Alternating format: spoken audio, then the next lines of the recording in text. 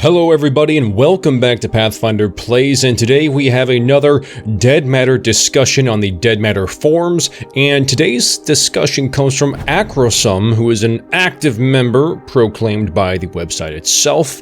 And if you guys want to get involved in the discussion, it will be listed in the description below, and the website is playdeadmatter.com/forums. So, the topic of the day is on the nature of Dead Matter zombies. Now, zombies are obviously a huge thing in Dead Matter. That is partially, or I should say majorly, what the game is about. And the term zombies could mean many things to different people. It could mean undead, it could mean infected. The examples that may pop into your head are the George Romero kinds of zombies who are slow and stumbling around, or the 28-day, 28-week later zombies who are just doing an Usain Bolt sprint at your face like they are high on bath salts. Either way, you wouldn't be incorrect in calling them zombies, but there are a lot of nuances in calling them that based on their differences. So, what does this have to do with Dead Matter? I will let Acrosum take it away when he says, quote, "The devs have said that Dead Matter zombies are more of an infected zombie, like in 28 Days Later, that they aren't undead, but the devs are very inconsistent because the Dead Matter zombies are going to have a couple of major undead-like features, such as 1. Body shots will do minimal damage, so you need to go for headshots. That's an undead feature. 2. If you are killed by zombies, your character will come back as a zombie. So if you are killed, then zombies must be undead, right?" And I'm going to stop it right there. He says more, but I just want to say right now, it's an interesting concept. So there's a bit of zombification going on in nature. There are certain parasites that travel from, say, rat to cat and back to rat again. Certain adrenaline junkies who are humans actually have this virus in their brains. What it essentially does is it encourages you to do things that could kill you. And it does this in hopes of causing a corpse, which then allows them to transfer from your body to another living organism, cause it to do something dreadfully dangerous, die, and then transfer to and from the gut of different living creatures. But the point is that there are actual parasites that take control of living humans and living animals, controls them to a degree that makes them do things which will cause them to perish.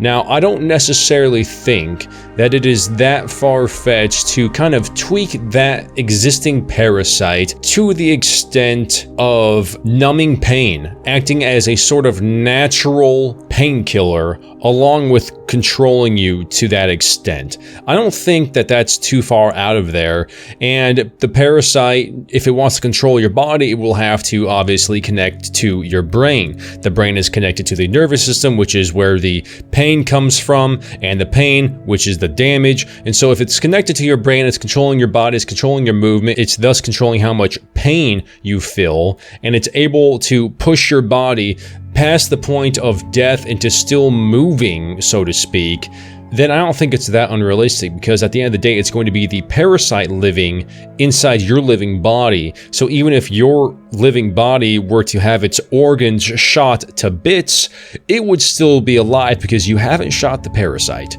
So it's a very interesting thing to think about for sure. That does not necessarily mean you need an undead person to actually make it work.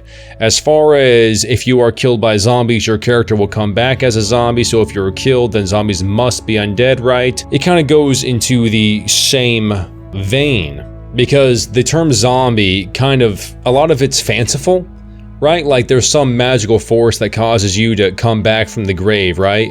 But once again, if it is the parasite from the living host that then kills you and then transfers itself or reproduces into the newly dead host, then it's still a dead person who's not magically come back to life via some sort of reanimation. It's just another biological creature that is now controlling the body like a vehicle. So there's ways to make it work, whether they be dead or undead. But anyways, let's continue. He says, I think that the developers are not respecting the fact that zombie fans get very persnickety, good word choice, about details like this.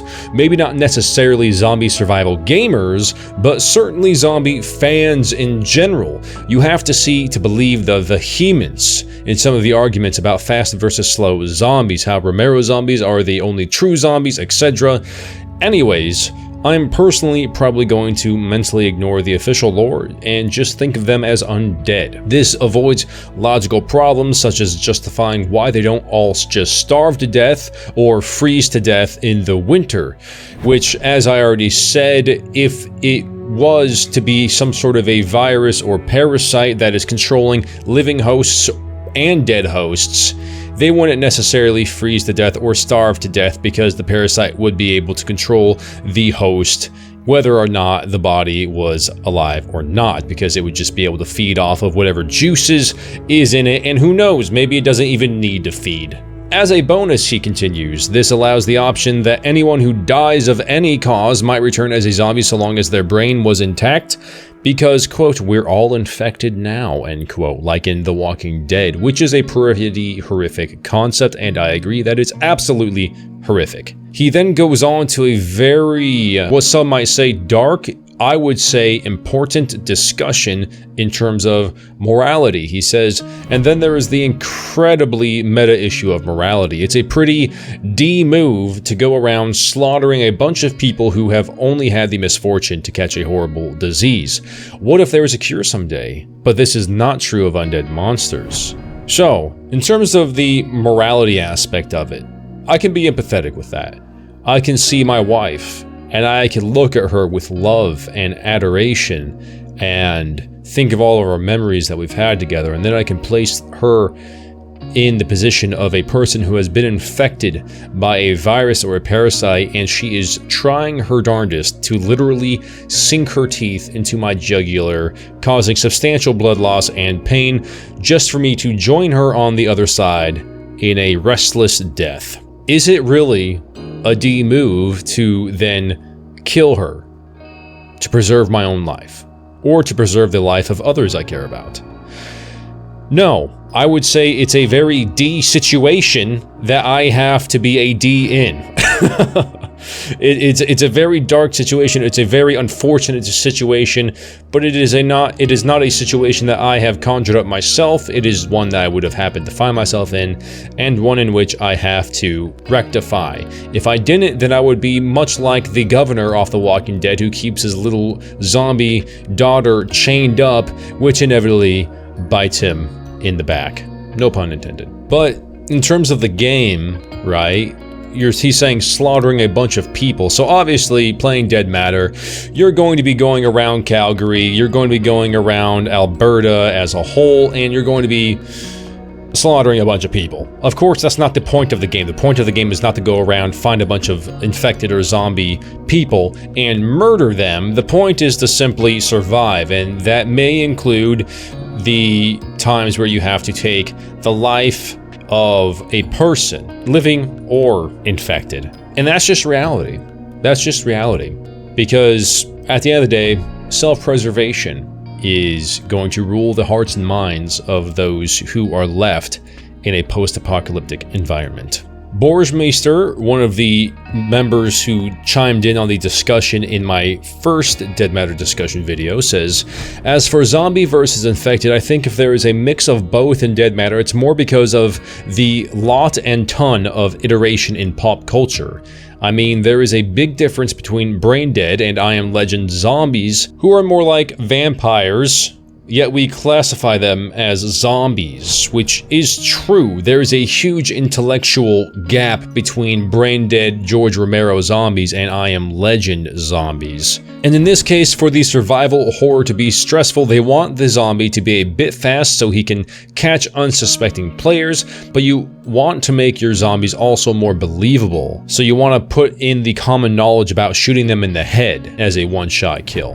Which, I mean, that's absolutely true. At the end of the day, it's a game made by people who are passionate about survival games, but maybe not as passionate about zombies as a lot of zombie survival enthusiasts are. So I think we can catch them a bit of slack, because context is important in terms of creators. I doubt they have a zombie survival expert on their team to give them tips and tricks on how to add value to their zombies. But anyways, guys, this was just a nice little discussion. It's just gotten started. The conversation started, it would be the 18th at noon my time, 12:14 more specifically. I'm going to link it in the description of this video, like I will do for the last one and the other Dead Matter discussion videos I do. Go ahead and check it out. I would like to come back here and see some more thoughts on the deep topic of morality in the zombie apocalypse, zombies in the Dead Matter world, and what you guys think about the so-called inconsistencies and what some may call simply mysteries of the zombies in Dead Matter. And if there are any Dead Matter developers, feel free to chime in as well to give a more clear, precise thought on where your heart lies on zombie or infected elements in your Dead Matter game. And with all that being said, guys, I hope you enjoyed it. Thank you for stopping by. If you guys like scares, survival, and scavenging, I would appreciate it if you consider hitting that subscribe button, maybe sharing this with your friends, hitting that like button, and I will see you guys in the next one. Path out.